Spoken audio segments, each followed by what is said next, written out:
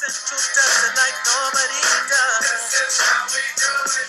You are my neighbor, you got much flavor. This is how we do it.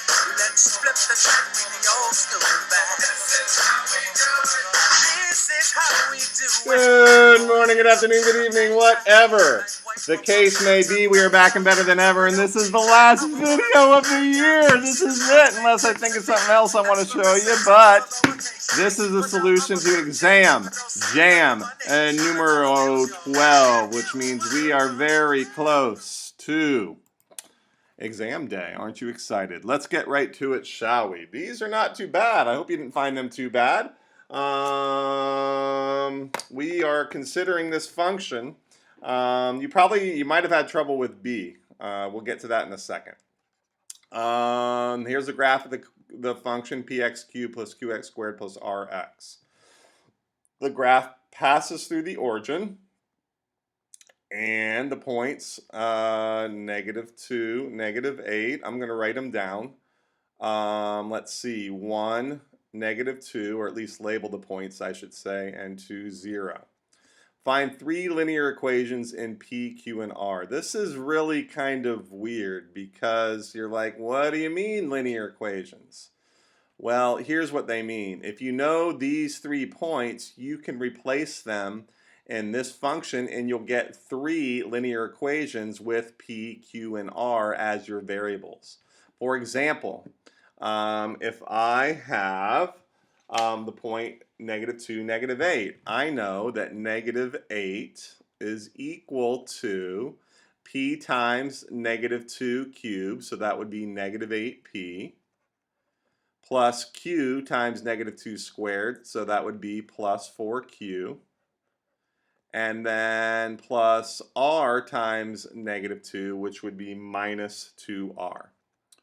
And so that's one equation. Next, I use B. -2 would be equal to, and I replace all the x's with 1. So that's just going to be P plus Q plus R. And then finally, we have 0 equal to 2 cubed is 8P, 2 squared is 4, so that would be plus 4Q, and then plus R times 2 is plus 2R. Okay, and so then it says, hence find the values of P, Q, and R. Well, you have 3 equations and 3 unknowns, and this really, I don't think you're going to see this particular type of equation because this is easily solved using matrices, which is no longer a part of our curriculum. Who dat? Okay, and I don't even know why I just said that. But you should be able to solve this using substitution. So I'm going to show you how to do that. It's not bad. I'm going to call this equation 1, this equation 2, and this equation 3. And I'm going to look at what's going to be helpful.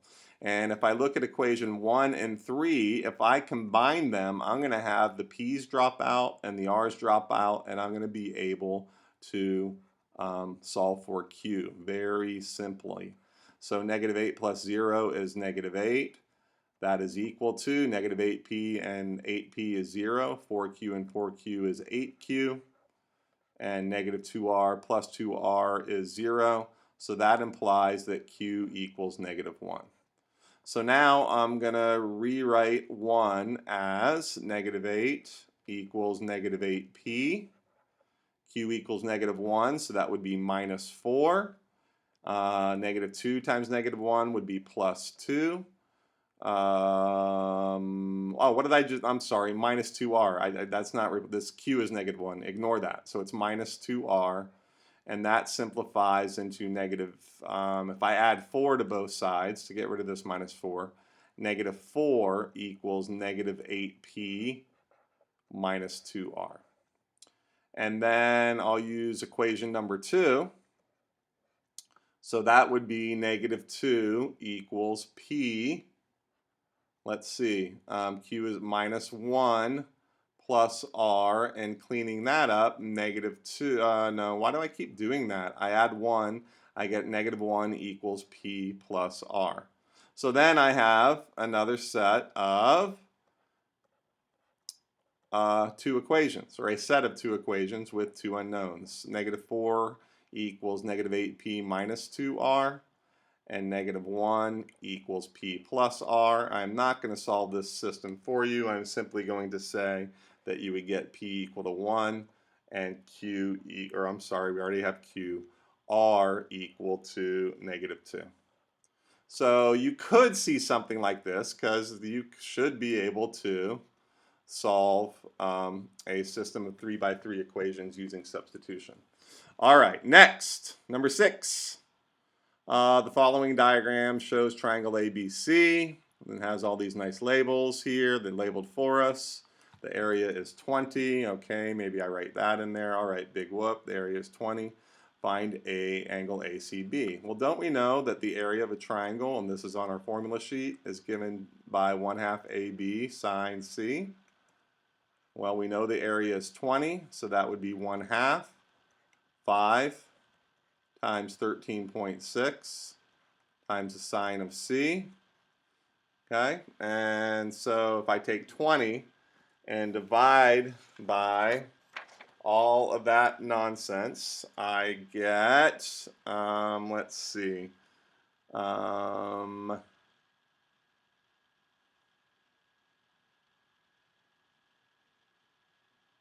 do I get? Oh, it simplifies into sine C. I don't know what it simplifies to. Let's just go ahead and do it. So 20 over 1/2 of 5 is 2.5. 2.5 times 13.6 equals sine C. You know what? And so C is equal to the arc sine of all this. And I'll get rid of sine there. Okay, and then we just go to the calculator. Now, one thing they told us is that angle C is obtuse. Very important. You'll see why in just uno momento. Okay, so, okay, 20 over 2.5 times 3.6. So I'm going to do, now I'm in radians, and you will most likely be in radians, so let's remember that. Control fraction, I think this is 20, and I forget the denominator. Yes, 2.5 times 13.6. So let's go back. 2.5 times 13.6. And my answer is in radians, which is perfectly acceptable. If you look at the mark scheme, then you get that, okay? But it's kind of hard because you might not have a sense as to whether that's obtuse or not. That's between 90 degrees and 180. So it's very simple. You just multiply by 180 over pi. That rhymed. And you'll get the angle, which is 36 degrees to three significant figures. Yes, 36 degrees. Okay, so let's go back here. So 36 degrees, but they're saying it's obtuse. Yes, it is obtuse. So we're going to have to do 180 minus 36, and that is equal to 144. Okay, so angle C is equal to 144 degrees. So now we have to find AB. Well, could that be any easier? We are just going to use the law of cosines, and we are going to say that AB is equal to the square root of 5 squared plus 13.6 squared minus 2 times 5 times 13.6 times the cosine of 144 degrees. And let's put that in the calculator. I know you know how to do it, but I want to make sure. I guess I don't know you know how to do it. Control. And so we're going to have 5 squared, which is 25, plus 13.6 squared. By the way, if you're nervous and you think you're not going to know what 5 squared is, then just type in 5 squared. It's a calculator. Minus 2 times 5 times 13.6 times the cosine of 144. Oops, I got to put parentheses to make cosine work. 144. I got to do degrees. I have to do degrees. Don't forget, because my calculator is in radians. Bam. And enter. And I get 17.9. AB equals 17.9. That was easy, wasn't it? That was an easy one. AB equals 17.9.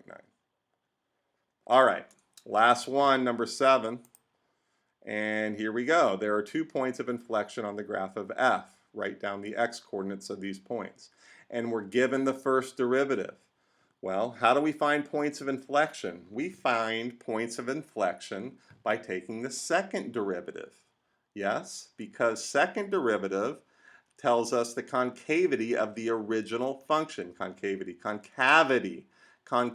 So I'm going to say that f double prime of x, or the second derivative, is equal to negative 72 x squared plus 18x plus 3. Yes? Okay. And it says there are 2 points of inflection on the graph of f. Write down the x-coordinates.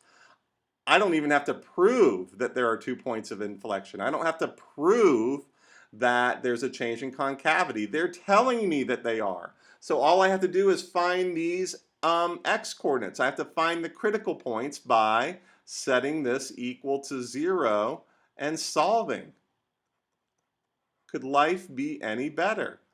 And so I'm going right to the calculator, and I'm going to add a new page, graphing page, and I am going to graph negative 72. I can't read my short-term memory. It's awful. Negative 72x squared. Negative 72x squared. And I got to go back again. Plus 18x plus 3. I'm going to remember that. Plus 18x plus 3. Oh, shizzle! Oh, look at that. Isn't that nice? Okay, so that's a little close together. I'm going to just close up or shrink. I'm going to do a zoom box. I'm just going to shrink here so it just spread out a little so I can find my zeros a little easier. My critical points, so I'll go Menu, Analyze Graph. My critical points are where it's equal to 0, so I have here and here. Yes. And then Menu, Analyze Graph, 0, here to here. There they are. Okay, and maybe I'll just take a little picture of that because I'm going to sketch that graph to prove I didn't cheat. Here it is. Okay, so I know that the x-coordinates are at x equal to negative 0.114 and also 0.364. Okay.